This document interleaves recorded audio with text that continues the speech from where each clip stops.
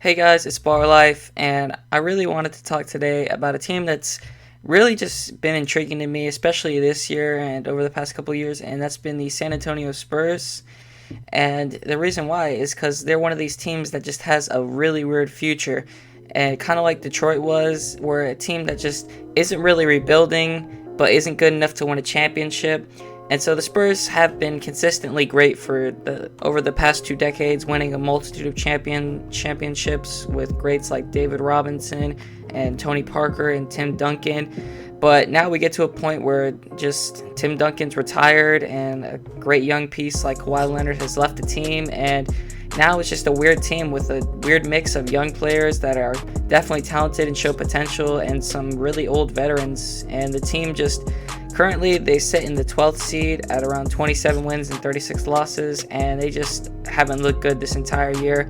Ever since taking on DeMar DeRozan in the Kawhi Leonard trade, their defense has been below average for every single year DeMar DeRozan has gotten traded there. They're below the top 25 in defensive rating, and they're also just average on the offensive side of the ball. And while yes, we can all agree that DeMar DeRozan and LaMarcus Aldridge are both all-star capable players, they're way past, well, not way past, but they're both past their primes and on pretty expensive contracts. And if we go and look at the contract situation for the San Antonio Spurs for the future, I mean, it's not as bad as like the Charlotte Hornets a couple years ago or Detroit with the Blake Griffin contract, but you got someone like DeMar DeRozan who's got a $27 million player option this coming year, and he's probably going to accept it. Even though we're talking about DeMar going into the free agency recently, he's probably going to accept it as it's uncertain how the salary cap's going to be affected by the whole coronavirus outbreak.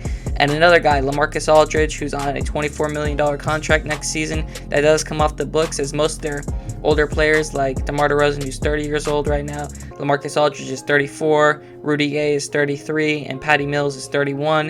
And they're both on, Rudy Gay and Patty Mills, they're both nice role players, contributing role players, but for this team that just should be looking to rebuild, as they're just not something special. They don't have that superstar player like Tim Duncan, and they just have some nice supporting pieces. But the problem is that's not going to get you far. As we can see this year, they've only won 27 games and have been mediocre and really boring throughout the year. I don't even think I've sat down to watch a whole San Antonio Spurs game, and honestly, I didn't even realize they were like slipping this bad. It's one of those things where the San Antonio Spurs over the past couple of decades have kind of been like the New England Patriots in football. Like, you're constantly going to be making the playoffs and being contending for the championship, but it's just where this year the streak is most likely going to end, as the whole coronavirus thing has just completely shut out the NBA.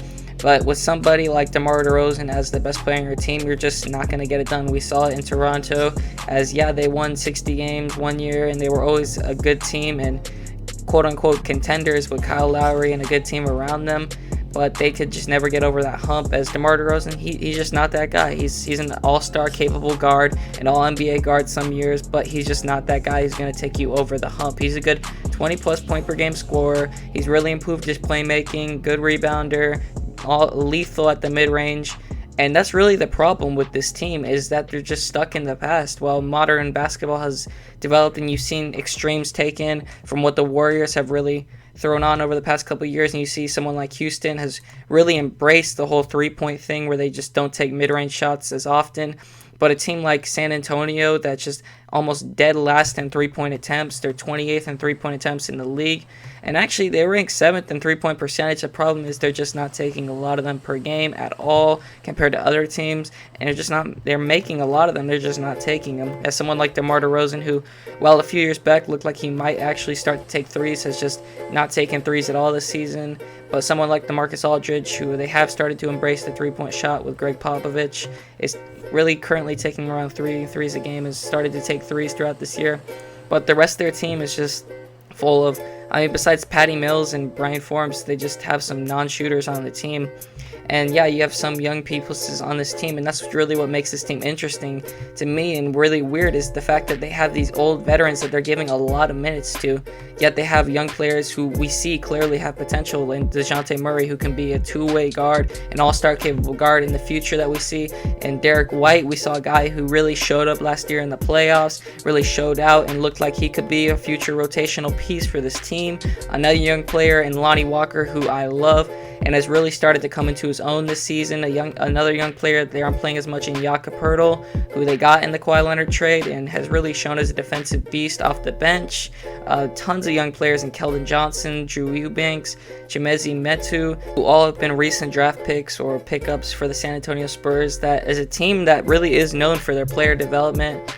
And while, yes, somebody like DeJounte Murray has really improved from being hurt all last year and has put up some great numbers for this team and been a really rotational player for them on both sides of the ball, and another guy like Derek White, who's also been a nice rotation player for this team, they're just not getting the opportunities that I know they would get if somebody like DeMar DeRozan wasn't taking as many shots away from them. And like I said, DeMar DeRozan is elite at what he does. He's currently shooting 52% from the field, shooting around 6.5 free throws. The problem is that DeMar DeRozan's a mid-range guy. It's just not what modern basketball is. And unfortunately for him, he's just a few years too late. You know, we see guys that are too late, like somebody like Ben Simmons, who would really dominate in the past few years where spacing wasn't as much of an issue, and now really has to deal with that. But as we look onto the future for this team, like I said, their contract situation isn't as bad as I really thought it was, as most of their contracts are off the books by the 2021 and 2022 season, as they have tons of salary cap to maybe sign a star player or bring in a really big free agent.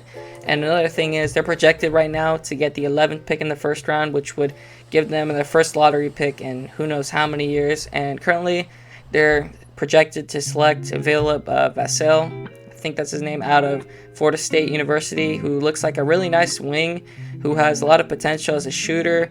And I've just been watching highlights of him. He looks like a guy that could really be a defensive monster for this team and really mesh well together, besides DeJounte Murray and Derek White and other guys like that.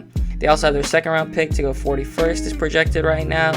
And like I said, hopefully they can just really take on some young talent and just develop this team. And currently, that would be the plan. That's the first thing I would do, is trade away DeMar DeRozan, LaMarcus Aldridge, bring in young assets, and just embrace the rebuilding style.